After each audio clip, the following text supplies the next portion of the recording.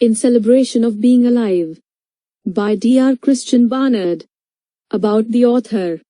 Christian Barnard, 1922 to 2001, was a South African heart surgeon who did the world's first successful human heart transplant operation. He was born on 8 November 1992 in Beaufort West, Cape Province, South Africa. His father was a church pastor and his family was not rich. Barnard has penned 14 books and 235 scientific articles that have been published in reputed journals. Some of his books are One Life, 50 Ways to a Healthy Heart, The Best Medicine and the Faith. A pioneer in cardiac surgery, he obtained a doctorate in medicine from the University of Cape Town. This was followed by 11 honorary doctorates bestowed upon him by universities all over the world. He has also received 36 international awards in celebration of being alive, by Dr. Christian Barnard. More and more, as I near the end of my career as a heart surgeon, my thoughts have turned to the consideration of why people should suffer. Suffering seems so cruelly prevalent in the world today. Do you know that of the 125 million children born this year, 12 million are unlikely to reach the age of 1 and another 6 million will die before the age of 5? And, of the rest, many will end up as mental or physical cripples. अधिक से अधिक, जैसा कि मैं अपने career के अंत में एक हार्ट सर्जन के रूप में हूँ, मेरे विचार इस बात पर विचार करते हैं कि लोगों को क्यों पीड़ित होना चाहिए। पीड़ित आज दुनिया में बहुत क्रूर प्रचलित लगता है। क्या आप जानते हैं कि इस साल पैदा हुए 125 मिलियन बच्चों में से 12 मिलियन बच्चों की उम्र तक पहुंचने की संभावना नहीं है और 6 मिलियन लोग 5 साल की उम्र से पहले मर जाएंगे और बाकी कई मानसिक या शारीरिक अपंगों के रूप में समाप्त हो जाएंगे। My gloomy thoughts probably stem from an accident I had a few years ago. One minute I was crossing the street with my wife after a lovely meal together, and the next minute a car had hit me and knocked me into my wife. She was thrown into the other lane and struck by a car coming from the opposite direction. मेरे उदास विचार शायद एक दुर्घटना से उपजा है जो मैंने कुछ साल पहले की थी। एक मिनट में एक साथ एक प्यारे भोजन के बाद अपनी पत्नी के साथ सड़क पार कर रहा था और अगले ही मिनट एक कार ने मुझे टक्कर मार दी और मुझे अपनी पत्नी को मार दिया। उसे दूसरी लेन में फेंक दिया गया और विपरीत दिशा से आ रही एक कार ने टक्कर मार दी। During the next few days in the hospital, I experienced not only agony and fear but also anger. I could not understand why my wife and I had to suffer. I had 11 broken ribs and a perforated lung.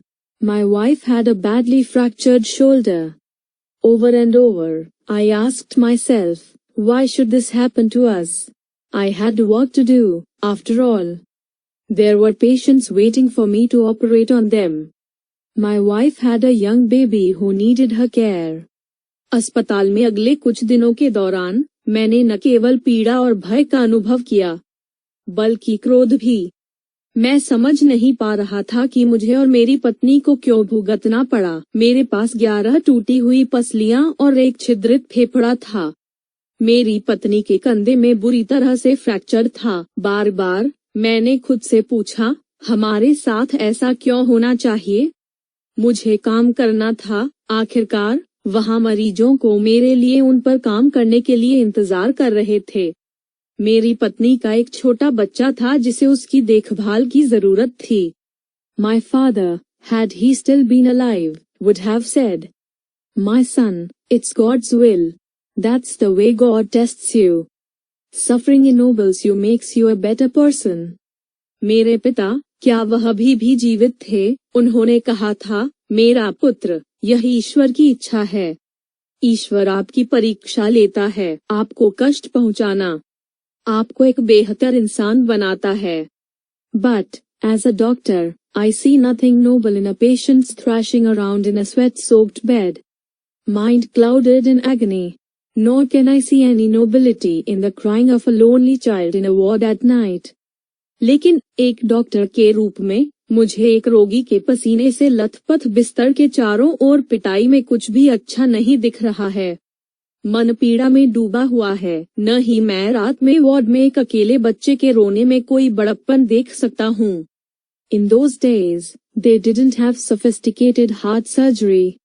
I have always found the suffering of children particularly heartbreaking, especially because of their total trust in doctors and nurses. They believe you are going to help them. If you can't, they accept their fate. They go through mutilating surgery, and afterwards they don't complain. उन दिनों में उनके पास परिष्कृत हृदय शल्य चिकित्सा नहीं थी। मुझे हमेशा बच्चों के दिल में दर्द होता है, खासकर डॉक्टरों और नर्सों पर उनके कुल विश्वास के कारण। उनका मानना है कि आप उनकी मदद करने जा रहे हैं। यदि आप नहीं कर सकते हैं तो वे अपने भाग्य को स्वीकार करते हैं। वे म्यूट सर्जरी के माध्यम से जाते हैं और बाद में वे शिकायत नहीं करते हैं। One morning, several years ago, I witnessed what I call the Grand Prix of Cape Town's Red Cross Children's Hospital. It opened my eyes to the fact that I was missing something in all my thinking about suffering. Something basic that was full of solace for me. एक सुबह कई साल पहले मैंने देखा कि मैं Cape Town के रेड क्रॉस चिल्ड्रन हॉस्पिटल के ग्रां प्री को क्या कहता हूँ। इसने मेरी आंखें खोल दी कि मैं दुख के बारे में अपनी सारी सोच में कुछ याद कर रहा था, कुछ बुनियादी जो मेरे लिए एकांत से भरा था। What happened there that morning was that a nurse had left a breakfast trolley unattended, and very soon this trolley was commandeered by an intrepid crew of two, a driver and a mechanic. The mechanic provided motor power by galloping along behind the trolley with his head down, while the driver, seated on the mower deck, held on with one hand and steered by scraping his foot on the floor. The choice of roles was easy because the mechanic was totally blind and the driver had only one arm. उस सुबह वहाँ क्या हुआ था कि एक nurse ने एक नाश्ते की ट्रॉली को लावारिस छोड़ दिया था, और बहुत जल्द इस ट्रॉली की कमान एक निडर चालक दल के एक ड्राइवर और एक मैकेनिक ने संभाली। मैकेनिक ने अपने सिर के साथ नीचे ट्रॉली के पीछे सरपट दौड़कर मोटर शक्ति प्रदान की, जबकि चालक ने घास काटने की मशीन को एक हाथ से पकड़कर फर्श पर अपना पैर बिखेर दिया। भूमिकाओं का चुनाव आसान था क्योंकि मैकेनिक पूरी तरह अंधा था और चालक के पास केवल एक हाथ था। They put on quite a show that day, judging by the laughter and shouts of encouragement from the rest of the patients. It was a much better entertainment than anything anyone puts on at the Indianapolis 500-car race. There was a grand finale of scattered plates and silverware before the nurse and ward sister caught up with them, scolded them and put them back to bed. उन्होंने उस दिन काफी show किया, बाकी रोगियों से हंसी और चिल्लाहट को देखते हुए। यह इंडियानापोलिस 500 कार की दौड़ में किसी भी चीज की तुलना में बहुत बेहतर मनोरंजन था। नर्स और वार्ड की बहन के पकड़े जाने से पहले बिखरी हुई प्लेटों और चांदी के बर्तनों का एक भव्य समापन हुआ। उन्हें डांटा और बिस्तर पर वापस डाल दिया। Let me tell you about these two. The mechanic was all of 7 years old. One night, when his mother and father were drunk, his mother threw a lantern at his father, missed, and the lantern broke over the child's head and shoulders. He suffered severe third-degree burns on the upper part of his body, and lost both his eyes. आपको इन दोनों के बारे में बताता हूँ। Mechanic सभी 7 साल का था। एक रात, जब उसकी माँ और पिता नशे में थे, उसकी माँ ने अपने पिता पर लालटेन फेंकी, चूक हुई और लालटेन बच्चे के सिर और कंधों पर टूट गई। उन्होंने अपने शरीर के ऊपरी हिस्से पर गंभीर तृतीय डिग्री जलने का सामना किया और अपनी दोनों आंखें खो दी। At the time of the Grand Prix, he was a walking horror, with a disfigured face and long flap of skin hanging from the side of his neck to his body. As the wound healed around his neck, his lower jaw became gripped in a mass of fibrous tissue. The only way this little boy could open his mouth was to raise his head.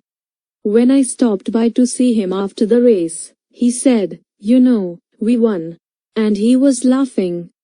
Grand prix के समय वह एक डरावनी चाल थी, जिसके चेहरे पर एक विकृत चेहरा था और उसकी गर्दन के बगल से उसके शरीर तक लटकती हुई त्वचा का लंबा प्रताप था। जैसे जैसे घाव उसकी गर्दन के आसपास चंगा, उसका निचला जबड़ा रेशेदार रूतक के द्रव्यमान में फंस गया। जिस तरह से यह छोटा लड़का अपना मुंह खोल सकता था, उसका सिर ऊपर उठाना था। जब मैं दौड़ के बाद उसे देखने के लिए रुका, तो उसने कहा, आप जानते हैं, हम जीत गए, और वह हंस रहा था। The trolley's driver I knew better. A few years earlier, I had successfully closed a hole in his heart. He had returned to the hospital because he had a malignant tumor of the bone. A few days before the race, his shoulder and arm were amputated. There was little hope of his recovery. After the Grand Prix, he proudly informed me that the trolley's wheels were not properly oiled, but he was a good driver. And he had full confidence in the mechanic. Trolley के driver को मैं बेहतर जानता था। कुछ साल पहले मैंने उसके दिल के छेद को सफलतापूर्वक बंद कर दिया था। वह अस्पताल लौट आया था क्योंकि उसे हड्डी का एक घातक ट्यूमर था। दौड़ से कुछ दिन पहले उनके कंधे और बांग का विच्छेदन किया गया था। उसके ठीक होने की उम्मीद कम थी। ग्रैंड प्रिक्स के बाद उन्होंने मुझे गर्व से सूचित किया कि ट्रॉली के पहिए ठीक से तेल से सने नहीं थे, लेकिन वह एक अच्छे ड्राइवर थे और उन्हें मैकेनिक पर पूरा भरोसा था। Suddenly, I realized that these two children had given me a profound lesson in getting on with the business of living. Because the business of living is joy in the real sense of the word, not just something for pleasure, amusement, recreation. The business of living is the celebration of being alive. अचानक मुझे महसूस हुआ कि इन दोनों बच्चों ने मुझे जीवन यापन के व्यवसाय के लिए एक गहरा सबक दिया है, क्योंकि जीवन का व्यवसाय शब्द के वास्तविक अर्थों में आनंद है, न कि केवल आनंद, मनोरंजन के लिए कुछ। जीने का व्यवसाय जिंदा रहने का उत्सव है। I had been looking at suffering from the wrong end. You don't become a better person because you are suffering, but you become a better person because you have experienced suffering. We can't appreciate light if we haven't known darkness, nor can we appreciate warmth if we have never suffered cold. These children showed me that it's not what you have lost that's important. What is important is what you have left. मैं गलत तंत्र से पीड़ित देख रहा था। आप एक बेहतर व्यक्ति नहीं बन सकते क्योंकि आप पीड़ित हैं, लेकिन आप एक बेहतर व्यक्ति बन जाते हैं क्योंकि आपने दुख का अनुभव किया है। यदि हम अंधेरे को नहीं जानते हैं तो हम प्रकाश की सराहना नहीं कर सकते, न ही हम गर्मजोशी की सराहना कर सकते हैं यदि हमने कभी ठंड का सामना नहीं किया है। इन बच्चों ने मुझे दिखाया कि यह वह नहीं है जो आपने खो दिया है, जो महत्वपूर्ण है वह वही है जो आपने छोड़ा है। About the lesson. Summary of the lesson.